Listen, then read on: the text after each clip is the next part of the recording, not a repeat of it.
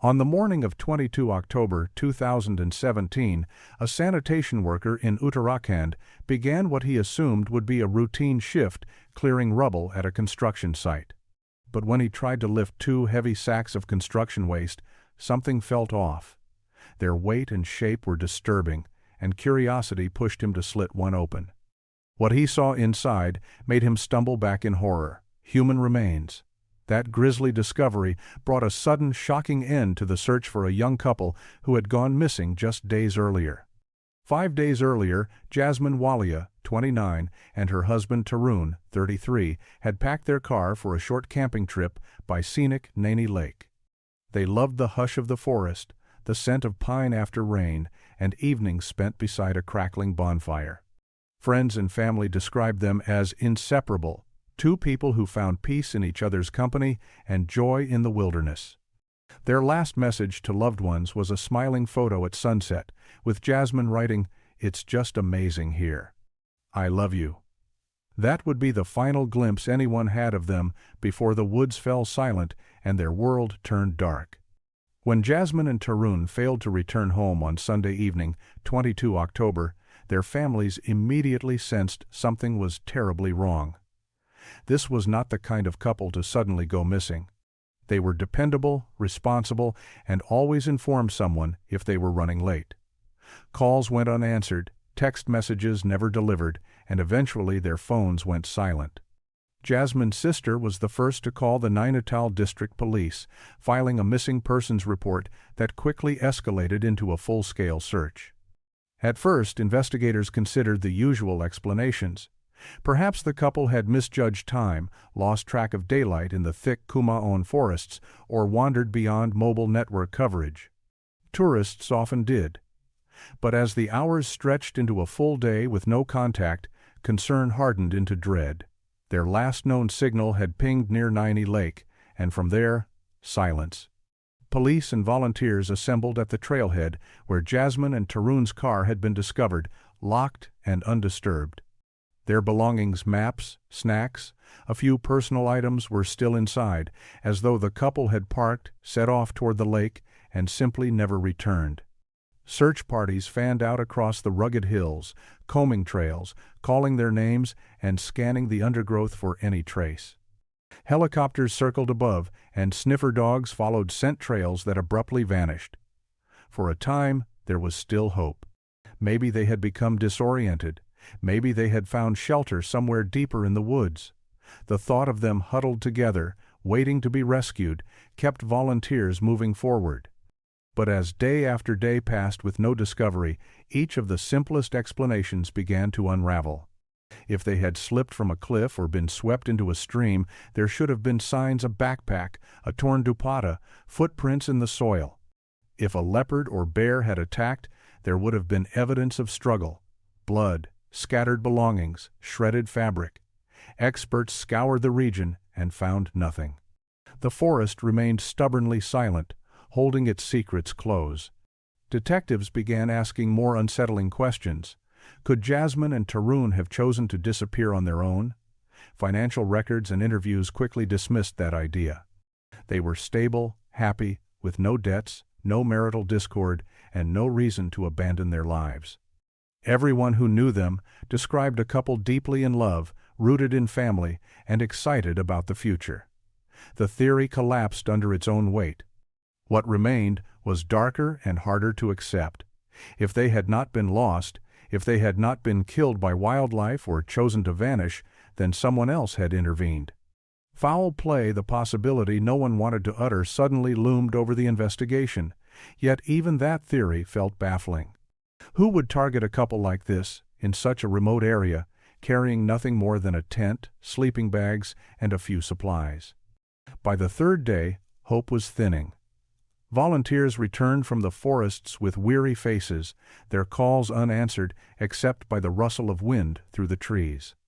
The families gathered in anguish, clinging to each update from the police, each sliver of possibility that Jasmine and Tarun might still be alive.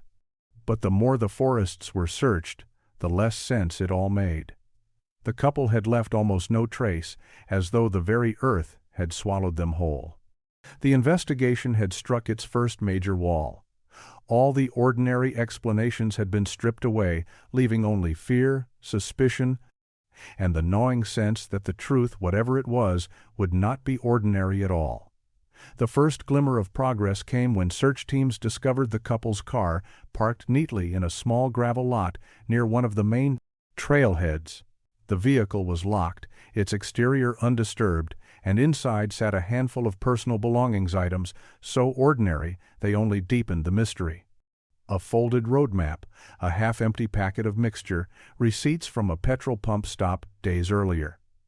Nothing about the car suggested panic, violence, or abandonment.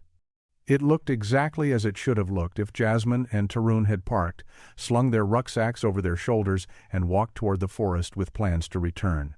For investigators, it was both a clue and a curse. The car proved that the couple had indeed arrived at the lake as intended, but beyond that it gave nothing. No footprints leading away from the lot. No dropped belongings hinting at which direction they had gone. It was as if the jungle had swallowed them the moment they stepped beyond the tree line. Searchers pressed forward, convinced the answers had to be out there. Volunteers moved through the forest in careful grids, marking areas with colored tape to avoid overlap. Their voices echoed as they called the couple's names, the sound carried off by the wind and muffled by the canopy of towering sal trees. Helicopters circled above, their blades chopping through the autumn air, while tracker dogs strained against leashes, noses pressed to the ground.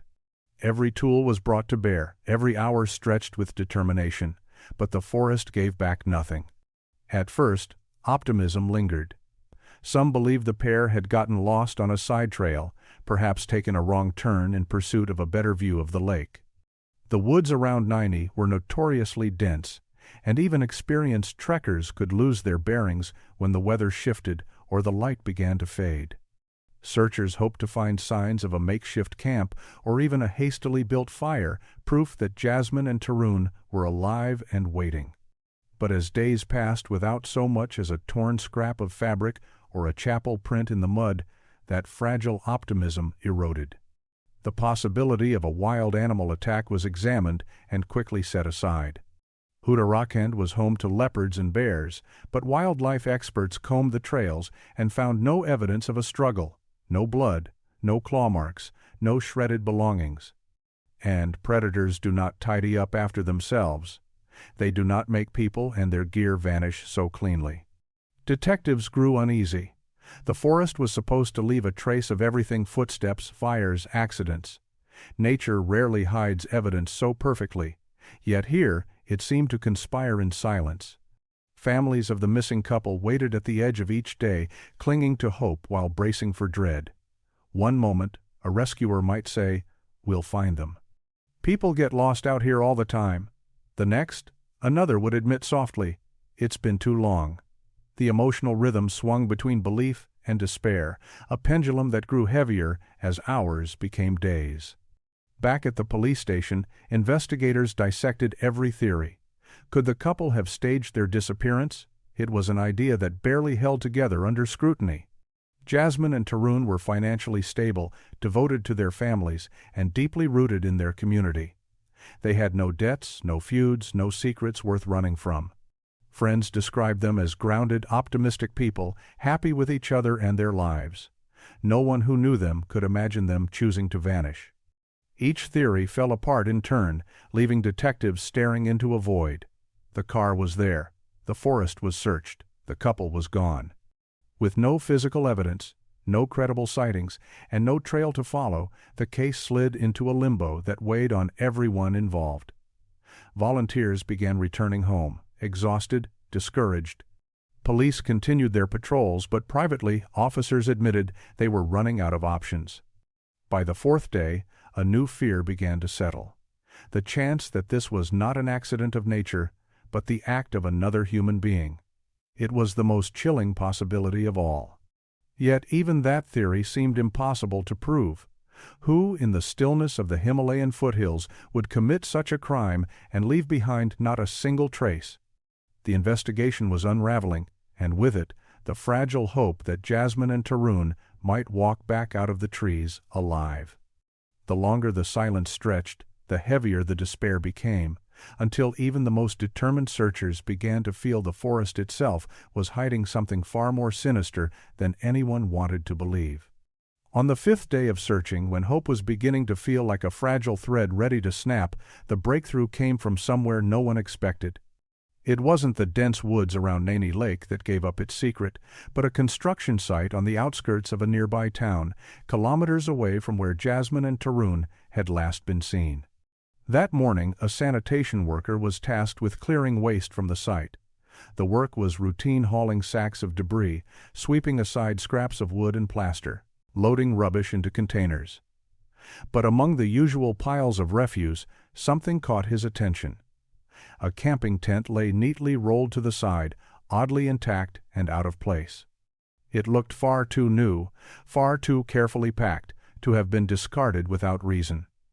Nearby were several heavy-duty construction sacks. When he tried to lift one, he realized it was far too heavy for rubble or insulation. The shape inside felt wrong, unnatural. Driven by unease, he cut open the thick plastic. What he saw inside would haunt him forever, the body of a human being. He dropped the sack and staggered back, his voice shaking as he called 100. Within minutes, police jeeps swarmed the site, yellow tape unfurled, and the hum of machinery was drowned out by the gravity of what had just been uncovered. Forensic teams opened the remaining sacks. Inside, they found the bodies of a man and a woman, along with personal items that told investigators exactly who they were. The neatly rolled tent matched the one Jasmine and Tarun had taken on their trip. Identification soon confirmed what everyone had feared, but few had dared to say aloud.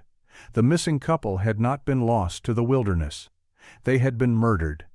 The entire case shifted in a single instant. For nearly a week, the mystery had been framed as a disappearance, a pair of trekkers swallowed by the unforgiving jungle. Now, it was a homicide investigation. The evidence was chilling not just because of what it revealed, but because of what it suggested. Someone had deliberately taken their lives, transported their bodies, and chosen to dispose of them here, hidden among the ordinary chaos of a construction site. Detectives examined the details closely. The killer hadn't simply abandoned the victims in the forest, where discovery was inevitable. Instead, there had been a calculated effort to erase them. The tent, their belongings, and their very bodies had been packed into industrial sacks and carried away, as if to wipe clean any trace of their presence at the lake. Whoever had done this wasn't acting in panic. They had taken time, thought through each step, and chosen a location where lorries and workers moved constantly, where the ordinary churn of activity would bury their crime beneath layers of debris. For the families, the discovery was both an ending and a beginning. The faint hope that Jasmine and Tarun might still be alive was gone, replaced by grief so sharp it felt unbearable. But in the midst of that heartbreak came the first real path forward. The mystery of their disappearance had been transformed into a murder investigation, one with evidence, one with a direction. The construction site became ground zero. Detectives moved methodically, interviewing laborers, supervisors, and anyone who might have seen something unusual in the days before. Lorries were logged, drivers questioned, and CCTV cameras reviewed frame by frame. It was an overwhelming task, but no one doubted its importance. Somewhere in the noise of everyday labor, the actions of a killer had been hidden. The jungle, once the prime suspect, was no longer the focus. Now attention shifted to the human hand behind this crime, someone who had stalked, killed, and then worked to erase every trace. It was a staggering revelation, and while the sacks had given up the victims, they had yet to reveal the identity of the one who put them there. The case had crossed a threshold, from mystery to murder, from fear of accident to certainty of violence. And as investigators stood among the debris that morning, they understood something chilling. The person they were now hunting was not just capable of killing, but capable of planning, concealing, and almost getting away with it. In the days after the discovery at the construction site, investigators found themselves overwhelmed by questions. Who could have carried the bodies so far from the lake? Who had the time, the means, and the nerve to erase nearly every trace of Jasmine and Tarun from the woods? Theories swirled, but solid leads were scarce. Detectives returned to the trailhead where the couple's car had been found, determined to re-interview anyone who had been in the area around the time of their disappearance. Most of the trekkers, hunters, and morning walkers remembered nothing unusual. The forest had seemed quiet, even ordinary, that October afternoon. But then, one man, an elderly birdwatcher who often visited the trails with his binoculars, recalled a detail that suddenly felt important. On the day Jasmine and Tarun vanished, he had noticed a Forest Department Jeep parked near the lot.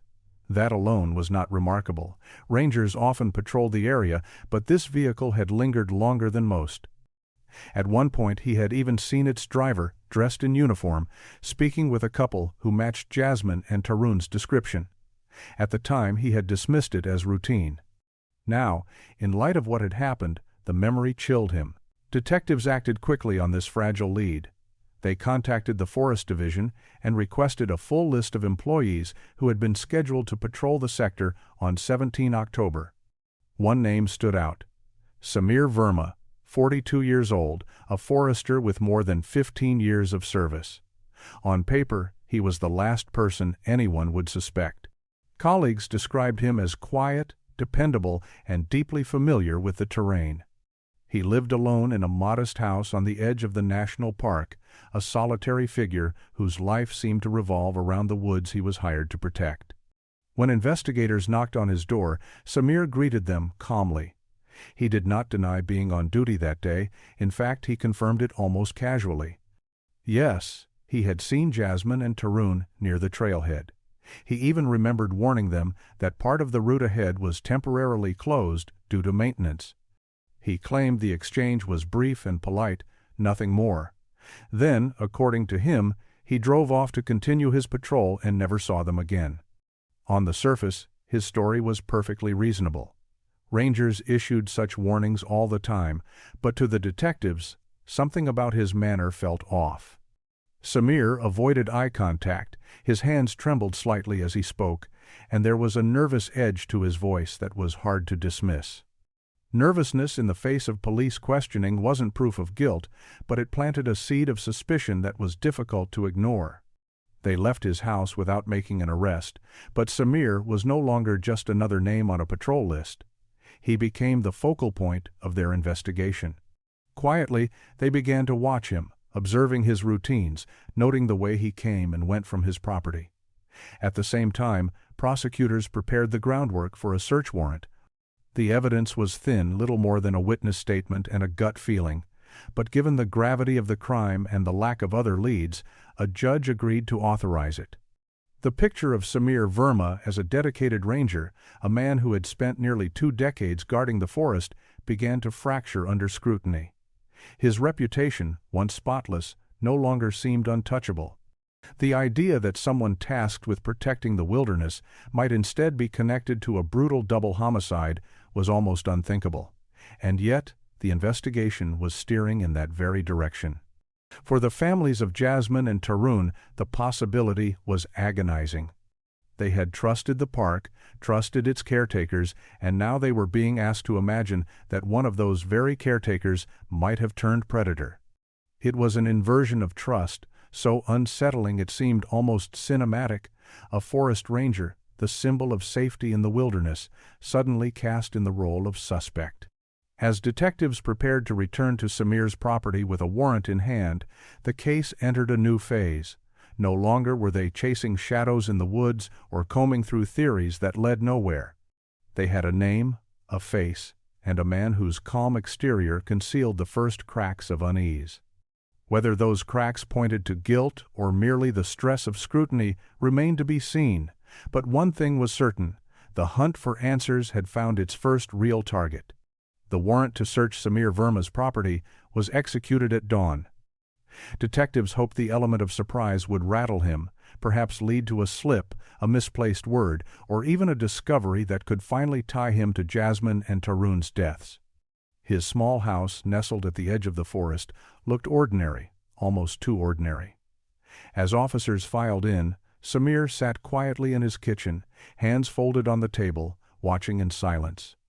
He didn't protest, didn't raise his voice. If anything, his calmness unnerved them more than outrage would have. The search began inside the house. Every drawer was opened, every cupboard carefully checked. The investigators were meticulous, knowing that even the smallest item, a trace of blood, a weapon, or a scrap of fabric, could turn the tide of the case. But room after room turned up nothing. There were no firearms, no clothing stained with blood, no sign of anything that linked him to the couple. It looked, frustratingly, like the home of a solitary man who lived simply and kept his secrets well. For a moment, detectives felt that familiar frustration creep back in. Perhaps they were wrong. Perhaps the suspicion had led them down yet another dead end.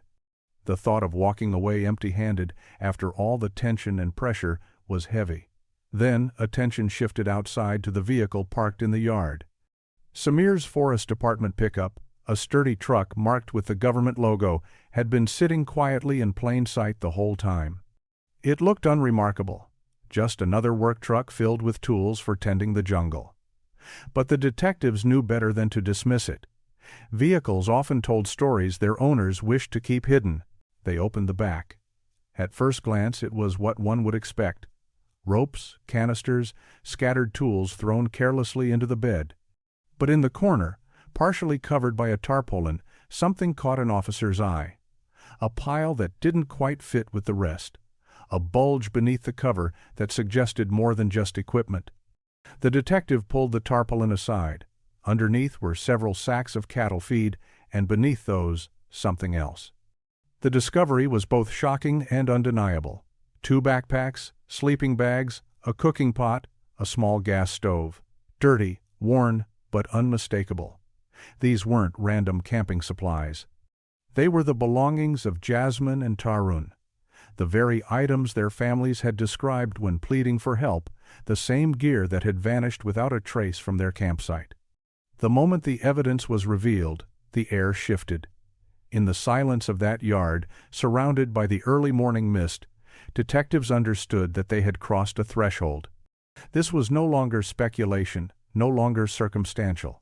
These were the couple's possessions, hidden in the ranger's vehicle, concealed under a tarpaulin, as though he had planned to dispose of them later. Inside the kitchen, Samir's composure faltered for the first time. His face drained of color, his head bowed, and though no words escaped his lips, his body language said everything. For seasoned detectives it was as good as a confession. The items were carefully logged, photographed, and removed. Each piece of camping gear was another nail in the coffin of Samir's carefully maintained facade. The ranger, who had spent years cultivating a reputation for reliability and dedication to the forest, had just been unmasked as something far darker. The discovery was more than just evidence. It was a turning point. For weeks the case had been plagued by silence, false leads, and frustration.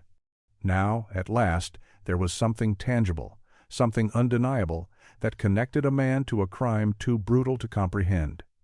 As Samir was led away in handcuffs, neighbors peered from their windows, stunned that the quiet man they had greeted for years could be capable of such violence. For Jasmine and Tarun's grieving families, the news was both devastating and relieving. Devastating because it confirmed that their loved ones had fallen victim to human cruelty, not an accident of nature. Relieving because the faceless shadow that had haunted them finally had a name. The truck, parked so casually in Samir's yard, had held the truth all along. Hidden beneath a tarpaulin, beneath the surface of normalcy, lay the evidence that turned suspicion into certainty. What had once seemed like an unsolvable mystery was now unraveling piece by piece. And with this discovery, the story of Samir Verma shifted irreversibly from respected ranger to prime suspect in a double murder that shocked the state of Uttarakhand. In the interrogation room, Samir Verma sat at a plain metal table, shoulders hunched, eyes fixed on the photographs laid out before him. The images were damning. Jasmine and Tarun's backpacks, their sleeping bags, their cooking gear, all pulled from the back of his Forest Department truck. The detectives didn't need to shout or slam their fists. They let the silence stretch, punctuated only by the soft hum of the overhead light. Each question came slowly, evenly, in the same calm tone. "Why were their belongings in your vehicle, Samir? What happened that night in the forest?"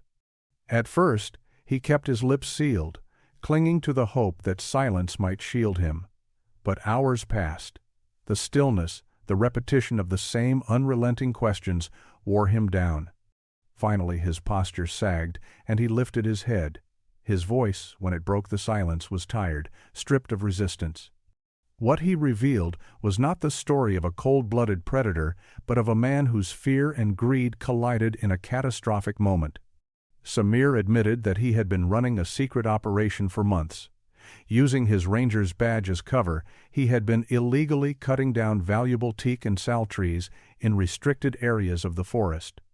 The logs went quietly to a small local sawmill, and the money, unreported, untraceable, went straight into his pocket. It wasn't glamorous, but it was lucrative enough to make him feel invincible. He knew the risks. If caught, he could lose his job, his pension, even face charges.